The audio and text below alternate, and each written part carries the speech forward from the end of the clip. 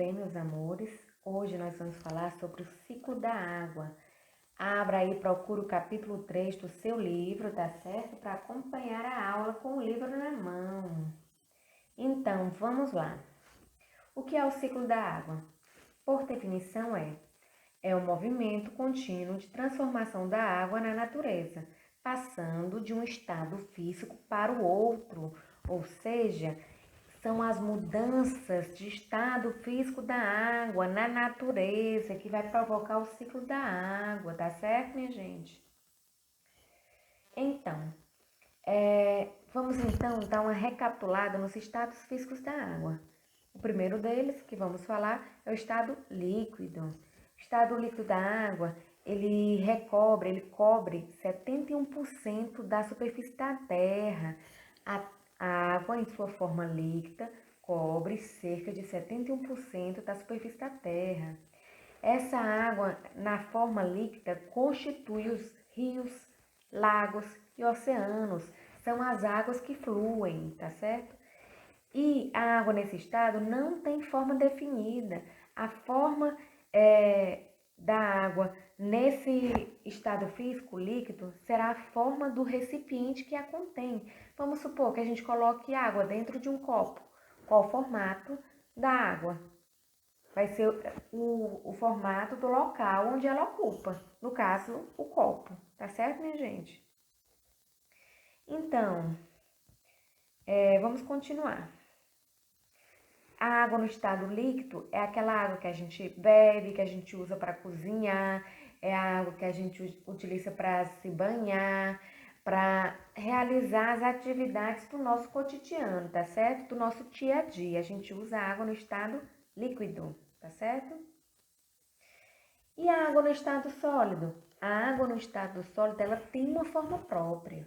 Tá vendo o gelo aqui da imagem? Tem uma forma definida, não é? Ela não pode ser comprimida e ela está associada a baixas temperaturas, ao frio, tá certo?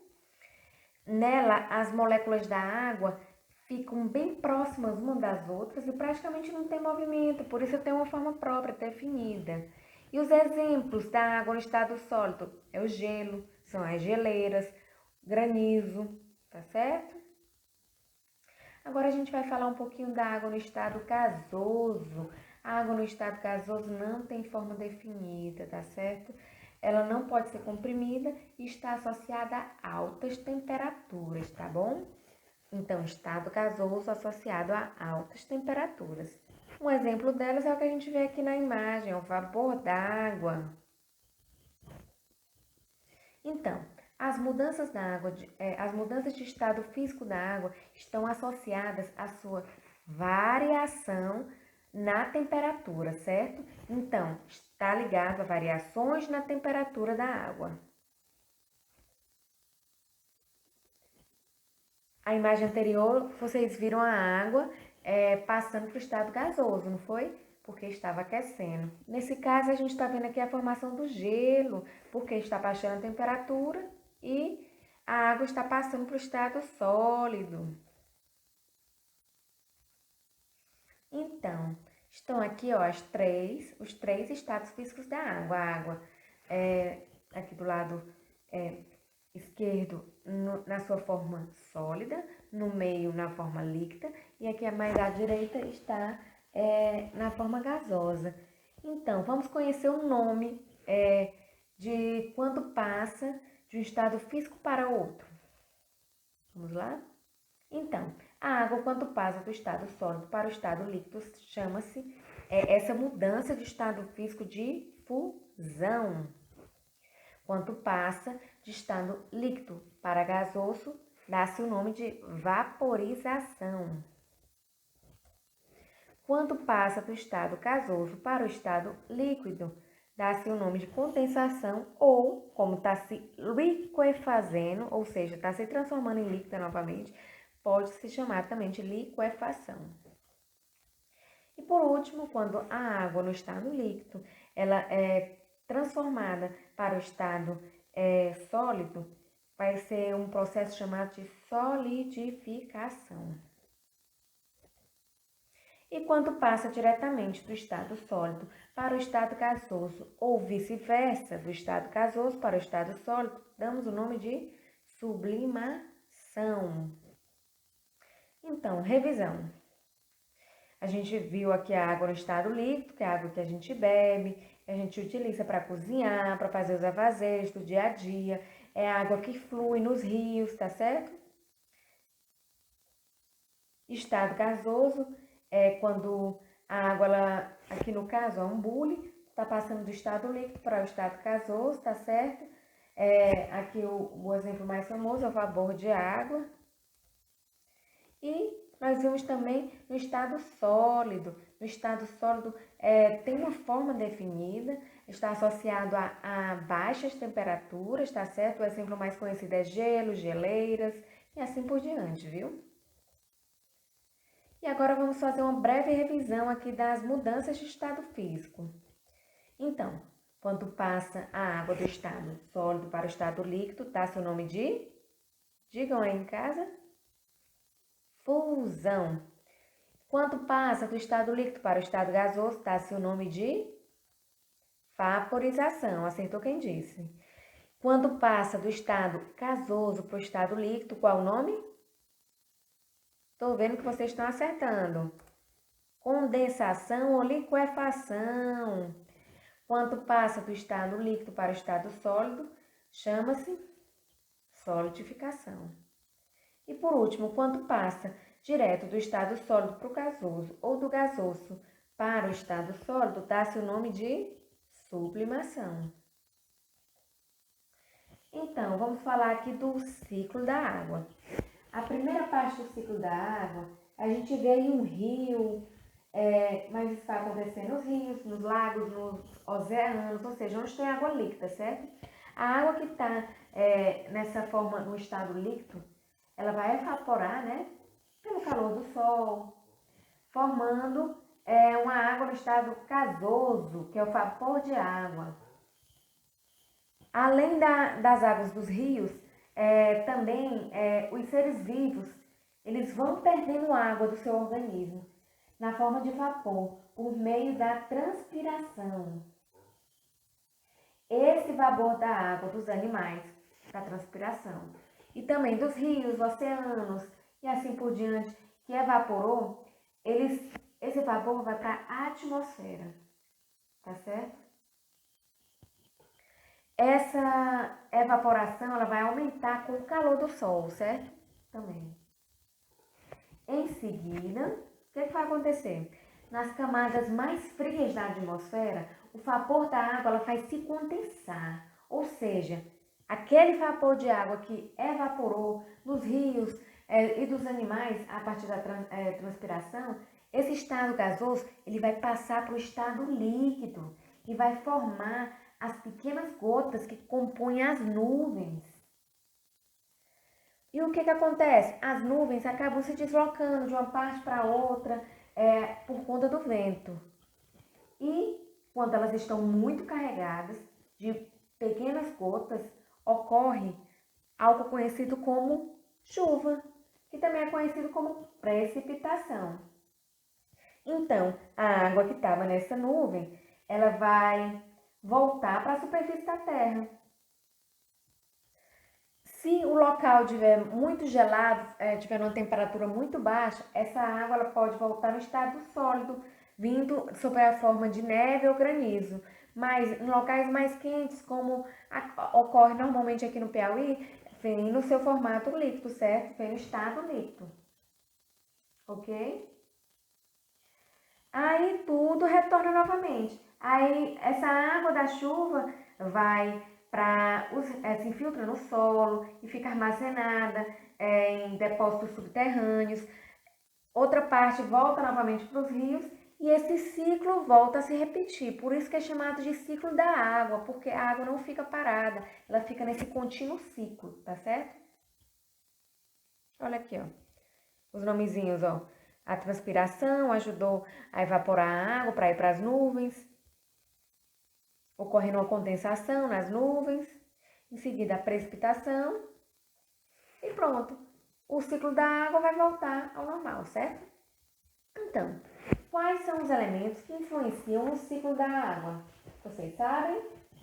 Bora lá. Um deles é a cobertura vegetal. O que é a cobertura vegetal? A cobertura vegetal são as plantas, tá certo? A vegetação de cada região. E essa vegetação é muito importante para a proteção do solo e a absorção da água, tá certo? O que vai acontecer? Quando o solo ele é coberto por uma vegetação, ele se torna mais poroso, é mais fácil a passagem de líquidos e gases para entrar nessa terra, tá certo? Nesse solo. Isso acontece por causa de canais subterrâneos criados pelas raízes, tá certo? Então, as plantas vão ajudar na absorção da água e essa água que vai ser absorvida, ela pode ir para formar lençóis subterrâneos. E também pode dar origem às nascentes dos rios, tá certo? Outro fator importante no ciclo da água são as erosões. E por que ocorre erosão? Olha, vocês vejam aqui na primeira imagem. Bora lá, deixa eu mostrar. Aqui, ó, na primeira imagem, que a gente vê aqui, ó, que tem uma mata ciliar aqui ao redor da encosta dos rios. Tá aqui, ó, uma mata ciliar protegendo. Aí o homem, por meio de sua ação devastadora da natureza, vai fazer o quê? Vai desmatar essa mata ciliar, vai tirar, vai remover essa vegetação, essa cobertura vegetal original daquele lugar. O que vai acontecer?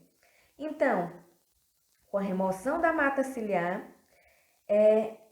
aquele solo vai sofrer erosão. O que é erosão? É o processo em que a água não consegue penetrar no solo e escoar pela superfície. Aí o que acontece? A água empurra, arrasta toda a camada superficial do solo, com todos os seus nutrientes, até o rio. E aí vai haver uma deposição de sedimentos aqui no rio, tá certo? Esse depósito de sedimentos pode causar assoreamento de rios e também essa remoção da mata ciliar vai causar as erosões, né? A derrubada aqui dessa área, certo? Original. Como eu disse, vai causar o assoreamento, esse depósito de sedimentos no fundo dos mares, córregos, rios, tá certo? Prejudicando os ecossistemas. Agora nós vamos falar dos mananciais. Os mananciais são fontes de água ou reservas hídricas utilizadas para o abastecimento público. Exemplo: rios, lagos, depósitos de água subterrâneos, tá certo? É muito importante a preservação, a proteção desses mananciais. Por quê? Porque a água nesses reservatórios vai garantir a qualidade da água que a gente bebe, tá certo? E quais elementos influenciam negativamente no ciclo da água, quando a gente prejudica esse manancial? Quando o homem capta excessivamente a água desse manancial, ele vai estar influenciando negativamente no ciclo da água. Quando ele faz o desmatamento, que aí ocorre o que a gente acabou de falar há pouco tempo, né? Pode causar erosão, assoreamento dos rios, dos mananciais. Também quando ocorrem ocupações irregulares das margens. O que é uma ocupação irregular? São casas que são mal planejadas e as pessoas mais pobres, quando não têm condição, fazem casas improvisadas nas margens dos rios. E essa ocupação irregular vai gerar poluição nos mananciais, sujando a água, causando, também pode provocar erosão do solo. São vários os problemas. E o principal deles é o lançamento de esgotos nos mananciais, que vai tornar poluída essa água e vai prejudicar toda a população que depende dela, viu? Outros elementos que influenciam no ciclo da água. Quais são? são as secas, que as secas, elas existem em alguns lugares onde o aumento da temperatura e a diminuição na precipitação de chuvas ocasionam secas, tá certo? Então, a água, o ciclo da água foi interferido e vai causar seca nessa região. Enchentes. Em alguns locais, a elevação da temperatura aumenta a quantidade de chuva e nuvens, o que pode causar enchentes e deslizamentos de terra. Outra coisa, a diminuição da infiltração de águas, como a gente viu, é importante a infiltração das águas para a formação dos mananciais, para a formação dos depósitos de água subterrâneos, tá certo? Quando ocorre essa diminuição da infiltração de águas, prejudica muito o ciclo da água, o seu movimento na natureza. E o aumento do consumo da água, que o aumento do consumo da água vai gerar um déficit, né? Porque como está sendo consumida, está sendo estocada, ela não vai voltar para a natureza tão rápido como deveria. Então, vai influenciar negativamente no ciclo da água, tá certo? Então, a gente vai concluir aqui a aula. Vou terminar com essa frase para dizer que o sucesso é a soma de pequenos esforços repetidos no dia a dia. Quem disse isso foi Robert Collier. Eu espero que vocês estejam se esforçando, assistindo todas as aulas, realizando as atividades, porque é muito importante, viu? Pois um abraço e até a próxima aula, tá certo?